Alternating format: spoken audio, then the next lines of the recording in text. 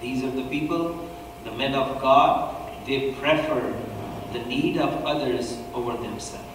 So when they see that people need something, they take care of them. So in Islam, that when somebody is sick, as a believer, we're supposed to visit them, we're supposed to do whatever we can. If somebody dies, so we have to take care of them, we have to bury them, do all the process. If somebody is widow, somebody is orphan, all needs we have to do. This is moral obligation and this is religious obligation. So Prophet Muhammad, peace be upon him, emphasized the Muslim who is serving the other Muslims or other people around, not even the Muslim or non-Muslim, anyone, he is closer to God.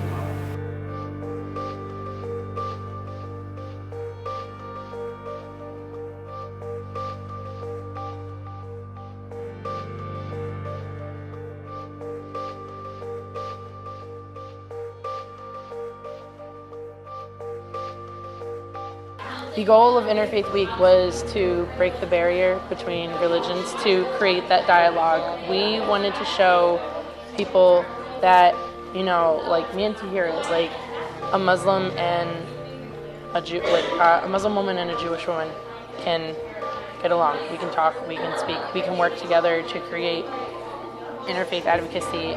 So from the perspective of the Campus Religious Council, the goal was to really just kind of connect all sorts of people from every background, from every ethnicity, religion, anything that makes us different from one another, and to just kind of relate to one another on a human scale. So that's kind of what we saw at today's event for Better Together Day, but that was really the main goal for the entire week. So just kind of see each other as humans instead of, what you might think to see someone as. Islam means to me, it's a way of life for me. I grew up Muslim, so I have to do some things that revolve around Islam. Is basically my life. It's my inspiration towards everything I do. It teaches me to strive for a better education, for morals, for more self-confidence. Well, the word Islam means peace, and so that's definitely one thing that it means to me. It's my inner peace, it's my outer peace, it's my way of identifying myself. But for a big part, it is, it is just really peace for me. I think everybody could find something different from Islam. A lot of people have been empowered by it. A lot of people have found, if their mind is very hectic right now, they can find peace. A lot of it is meditation. So, but I think generally it's empowerment. It's also getting involved in your community. It's also, just reaching out to people and getting to know and being more open-minded. Well, I think it's basically loving each other regardless of what our identities are and what our skin color is or minor differences are, and to create better relationships with our families, our friends, our neighbors, everyone. Islamophobia is a type of xenophobia. It is a fear of the other, but by that I mean, you don't really want to understand the other, and so by default, you're not very accepting of it because you won't try to reach out, and if you don't really know something, you're obviously not gonna want to get involved. Yeah. Islamophobia happens when someone does not have a complete understanding of Islam, so they will use other means of media, of anything that they hear to believe what this is about, what Islam is about. It inspires me, it motivates me to become a better person, to be a better representative of my religion. And sometimes, when I hear about a crime in the media, I'm always hoping that it's not done by a Muslim. And when it's done, I know that I will be blamed for it, simply just because of my identity. So I grew up in America. I've never really faced any discrimination up until the point where I started wearing hijab, which was in 7th grade. It's kind of like a physical manifestation. It kind of tells people that you're Muslim, so now they know. And then in 10th grade, I had an experience where someone tore it off my head in high school. and she tore it off, and then she just kept walking, so she didn't even stop, and like her friends turned around and they were laughing.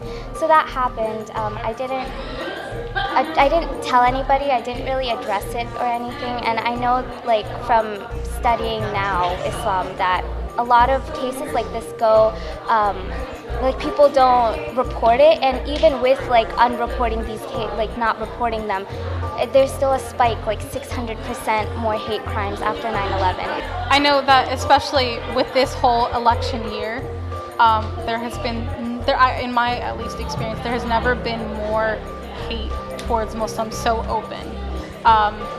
So I know for the group that we do, the Society of Young Muslim Women, we did a project when Donald Trump said, all Muslims should have registered IDs, and we kind of held our school IDs, and we were like, well, this is the only ID that I have, and I also identify as a Muslim or a girl, or I play basketball or this and that, and like we have so many different identities. Why do you have to focus on the fact that we're Muslim? And if you do want to focus on the fact, then how about you let us speak, since we are Muslim? It seems like, especially in the media today, any type of media, it's everyone wants to talk about Muslims or for Muslims, but no one wants to hear an actual Muslim. Exactly. It creates a fear in Muslims and in non-Muslims. For Muslims, they will have to watch wherever they go. They have to be very careful of what they say from those comments that were made. And non-Muslims who do not know or understand what our religion actually says, it creates a fear in them, saying that this is exactly what Muslims are like. It creates a frame, and they see everything else within that frame. Well, unfortunately, every time like I open up the media and hear something about Islam, it always has to be something negative. It always has to be related to terrorism. It has to be related to extremism. And I never or barely hear anything about a Muslim hero or a Muslim who was a victim of a crime. I just watched an interview a couple of months ago, and like it was Fox News, and then also Hannity, right? They Oh, I love Hannity. Yeah. So like they brought on this one guy, and I was just like, okay, a Muslim voice, like this is pretty cool. I usually don't watch Hannity, but like I was watching, and he was saying things like, Muslim women should not like be out and about, like you should have them behind closed doors and stuff. And I'm listening to him, I was like, I don't know where they find these people, but I mean, Probably on the payroll. yeah, right. Yeah. So I mean, they bring these faces and like people with these opinions, and it's kind of traumatic. But and I don't think they go enough to normal practicing Muslims, and that's a shame. The goal of our organization is to spread the awareness that Islam is prominent in the United States, and for us to spread that knowledge to people who don't know about Islam. To demonstrate different faiths, different non-faiths. We did the speed faith thing, so that it's like speed dating, but for religions. And we had a Buddhist monk come, we had the Atheist Club, we had Ratio Christi, SCF, MSA, Hillel, and so I went to the Buddhist one and I got to hear a monk speak about Buddhism, and I was like, whoa, that's really cool. And I got to learn a lot. And like the Interfaith panel we talked about symbolisms. So when it came to light, we talked about the similarities and the differences in what the different faiths and non-faiths believed in light. And so it's interesting to look at how we are similar and different, and to basically show that this can happen. We can work together. That besides what the media says, what happens in the news, on TV, we can all work together. It's very possible.